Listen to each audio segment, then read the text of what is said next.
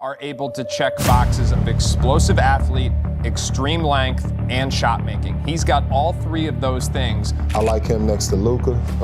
Just thinking about his passing ability, the way he's able to get up and down the floor, the athletic ability. And so I think it's a great pick for the Lakers, and I also think the investment they had to make to move up a spot.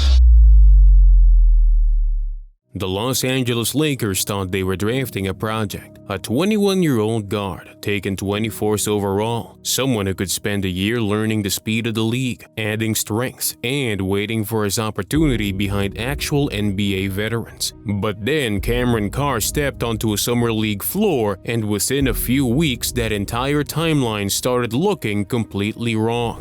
Because Carr did not look like a kid trying to survive. He looked like someone who already understood exactly how to get points without stopping the offense, how to punish a defense before it could recover, and how to make a Lakers coaching staff start asking questions they probably did not expect to answer this early. What if Cameron Carr can actually play right now? And that's exactly what we're getting into today. Not whether Carr's already a superstar, not whether Summer League automatically means he's ready to dominate the NBA, but whether the Lakers may have found the one type of rookie who can earn real minutes next to Luka Doncic much faster than anyone planned.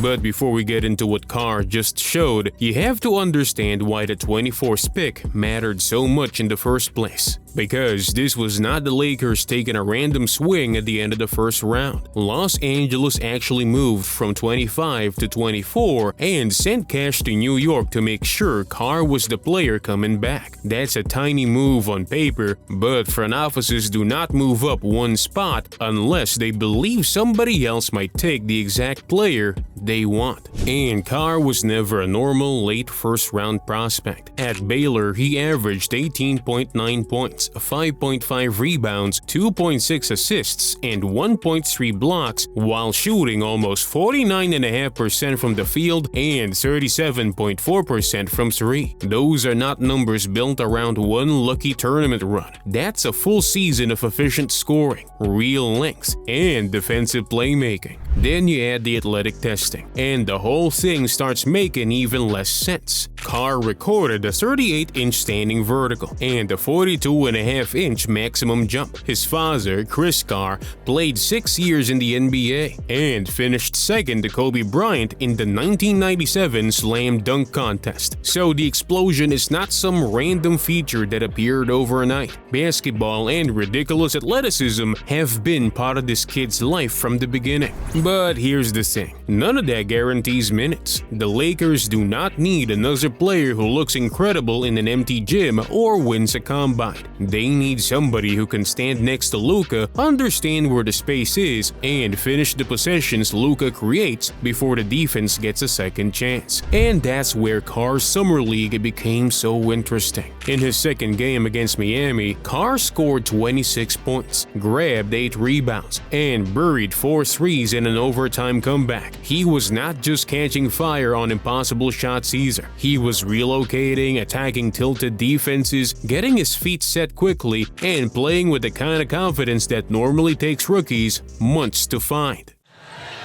Guarded by Young. For the win. No good. Watson! Then against Oklahoma City, he added 18 points on 7 of 13 shooting in the Lakers' win. Different opponent, different pace, same basic story. He did not need 15 dribbles to become useful. He got into the action, found open windows, and made the simple play look dangerous. Mannion pushing it ahead for LA. Mannion going up. Carr this time. And when the Lakers faced the Clippers with JJ Redick watching from outside, Carr led the team with 23 points. That detail matters because summer league numbers can disappear the second July ends, but a coach watching a rookie repeatedly solve the exact problems his main roster has, that can change a depth chart. Now add 6 rebounds, 3 assists. And a turnover. Carr in attack mode. Leaves that over his shoulder. Now, here's what most people are missing about those performances. Carr does not need the Lakers to rebuild the offense around him. In fact, the reason he may have a chance to play early is that he can help without demanding anything. Think about what happens when Luka Doncic runs a pick and roll. The first defender is already worried about Luka getting downhill. The big has to choose between stepping up and protecting the rim. The weak side defender starts leaning toward the paint because one late rotation becomes an uncontested layup or lob. And the moment that defender takes one extra step, the corner opens. That's Carr's invitation. He can catch and shoot before the defense resets. He can cut behind the defender who turns his head. He can sprint the wing in transition. And because of that vertical explosion, he does not need a perfect pass to finish above the rim. Luka creates advantages better than almost anyone alive. Carr's first NBA job would simply be to recognize those advantages quickly enough that he does not waste them. That sounds simple, but it's exactly why certain rookies play early and others disappear. Coaches do not always trust the player with the biggest bag of moves. They trust the players who can execute one role without breaking the possession. Hit the open three, make the extra pass, cut at the right time, run back on defense. Do those four things and suddenly 15 minutes becomes possible. And here's another part of Carr's game that makes this conversation real: the shot blocking. This is a 6'5" guard with a long wingspan and the lift to challenge jump shots that most perimeter players simply cannot reach. During his final Baylor season, Carr led the team with 45 blocks. In Summer League, that ability kept appearing again. Those guys are into it. Oh, they are into it. Yeah, give me $500,000. Oh, what a block by Carr. That's his second one already. But before Lakers fans start penciling him into the opening night rotation, there's one massive problem we have to talk about. Carr is still a rookie. He's listed around 175 pounds, and actual NBA wings are gonna test that body immediately. They will run him through screens, force him to defend in space, and make him absorb contact on every drive. Summer League athleticism is impressive. Regular season strength is completely different. Carr has also admitted that defense is the area where he needs to improve. And that's important, because JJ Redick will not keep a young wing on the floor just because he can make a highlight. If Carr misses a rotation, dies on a screen, or gives Luka another defender to cover for, the offense will not save him forever. I gotta be better. I gotta be a lot better defensively. I can get as many deflections as I want. I mean, if you give a straight line drive, you still can't help anybody. So I gotta be a lot better defensively, be more aware, talk, and don't be a lapse. Don't be an area that people can go at me. So the real question is not whether he can score 17 or 20 points when he has Summer League freedom. The real question is whether he can survive a 5-minute NBA shift where he might only touch the ball twice. Can he stay locked in? Can he guard one assignment without help? Can he hit the open three Luka gives him? That's the test that decides whether the story becomes real. And then, right when Carr was supposed to begin building chemistry with the actual Lakers roster, the strangest timing conflict possible showed up. Luka reportedly invited the entire roster, including the two-way players, to a 4-day team bonding minicamp in Slovenia. Workouts, golf, time around Ljubljana, the kind of trip designed to build chemistry before training camp even begins. 16 of the 17 players reportedly committed. The only expected absence was Cameron Carr. Now, before anyone turns this into fake drama, Luka did not leave him out. Carr was reportedly required to attend the NBA's official rookie orientation at the same time. It's a logistical conflict, not a personal one. But narratively, it tells you exactly where Carr is right now. He's important enough to be invited into Luka's plans, and still new enough that the league controls his schedule. And that missed trip makes training camp even more important, because Carr will not get those 4 extra days to learn Luka's timing in Slovenia. He will have to arrive in Los Angeles, pick up the reads quickly, and prove that the Summer League version of his game can work when the ball belongs to somebody else. The good news is that Luka and Austin Reeves reportedly reached out to Carr after the draft. That does not guarantee a role, but it means the relationship started early.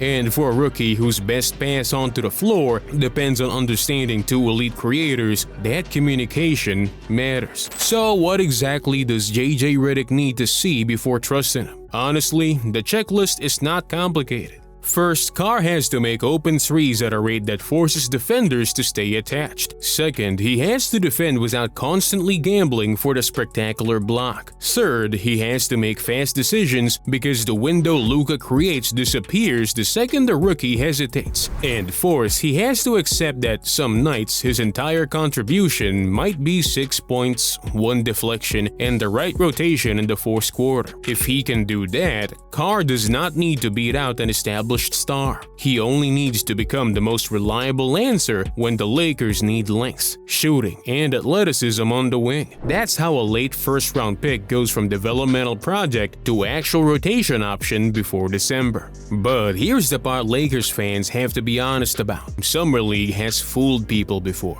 Bigger roles create bigger numbers. Defenses are less connected. Many of the players Carr faced will not be in an NBA rotation when the season starts. We cannot take a 26-point July game and pretend it proves what happens against Oklahoma City in April. Okereke got all of that. Here's Carr driving to the rack and put it through.